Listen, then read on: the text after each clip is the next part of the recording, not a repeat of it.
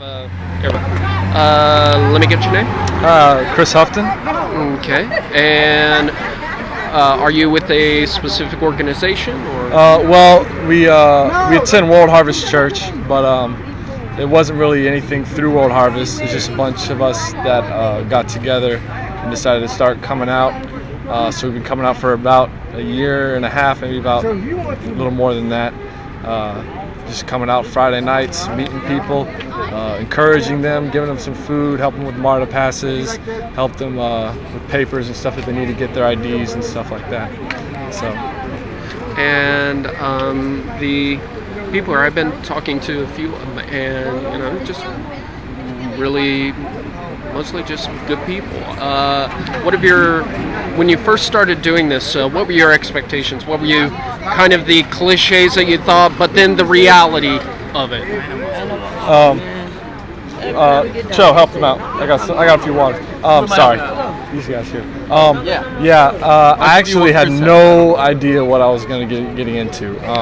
We just kind of said, hey, let's do something. Got in the car, drove down here, and started.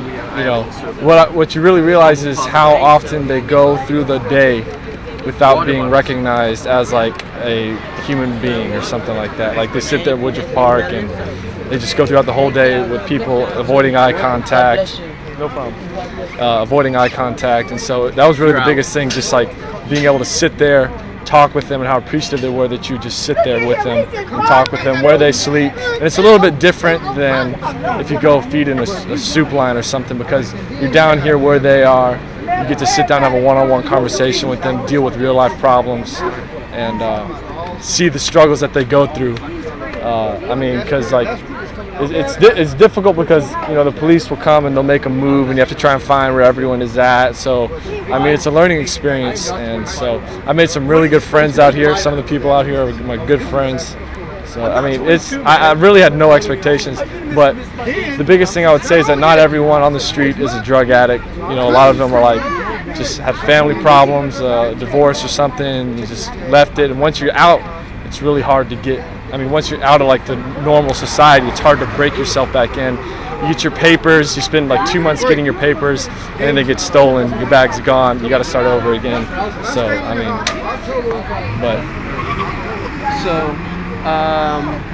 what would you say is some of the bigger success stories that you've seen come out? Okay, there's one guy I know named George Hutt. We met him out here on the street. He didn't really like to sleep in the big crowds. He would, hang out with us and then go back to his spot. But right now he's living in a temporary housing. He's saving money to get an apartment, but he has a job at the Verizon call center. So that's pretty incredible. So you have those kind of stories which are awesome. But then you have some of the stories where like one of my good friends I knew for like 16 months, all of a sudden dropped off the face of the earth. I had no idea what happened to him, where he was. Last time I talked to him, he was in kind of some trouble with some people. And so you got to fight the bad with the good. You got to not let that discourage you. So a lot of it is we are from a church, so we do preach the love of Jesus to them. We do because we believe that Jesus came to die for us on the cross, And so we do share that with them. We try and give them hope. A lot of the guys actually know more Bible than our members, and so they love to just sit there, go through a Bible study with us. That's another thing is people that think that everyone that's living on the street is like needs to be saved. And I don't know if you're a Christian or not, but they're like they need to be saved. You have to sit through a sermon every time you get a meal. And so, but you'll be surprised how many of them like read their Bible, know it more than you. They want to sit down and have an in-depth Bible, study with you. And so that's something that was very surprising to me. So, and it's interesting because it's nice to see all of you out here, because one of the things my sister is, she is a proclaimed Christian, and myself, I look at myself more as a spiritual individual. I do believe in God and all that. My beliefs for religion, kind of a mishmash of everything, but all of them tend to have the same basic message, which is have love in your heart, have love for others, be good to each other, take care of each other. Don't get wrapped up in the material. We're all in this together. And it's interesting because I always kid her that I'm not a Christian, but dear God, I'm a better Christian than you are.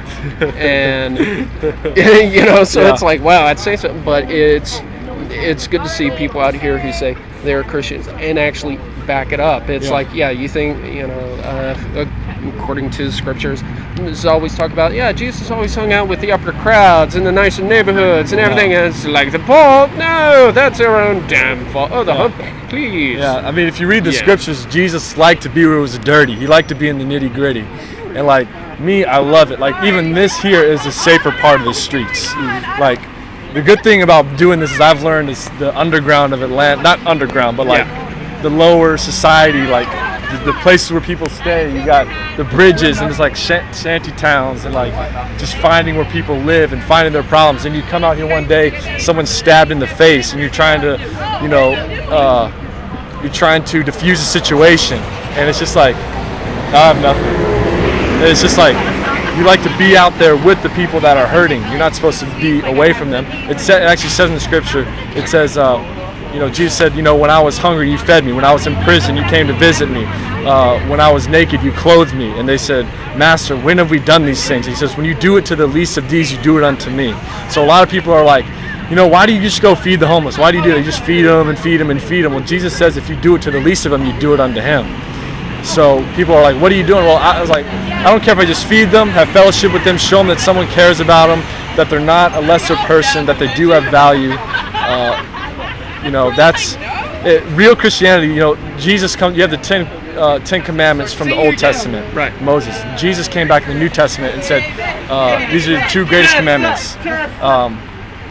Love God with all your heart and love your neighbor as yourself. So that's what we're doing out here. We're loving our neighbor like we would want to be loved. And so, I mean, it's interesting. Like, one guy challenged me. He's like, are you for real about this? Why don't you come stay out here with me? And I was like, oh man, I don't want to crash your pad. You have to invite me over to your house. And so I slept in an abandoned apartment complex down south a little bit. And that was an interesting experience, just to see what they go through, worrying about security. Like one day he woke up and the buildings were being demolished, so he had to run out. So I mean, it's just crazy, the stuff that happens. So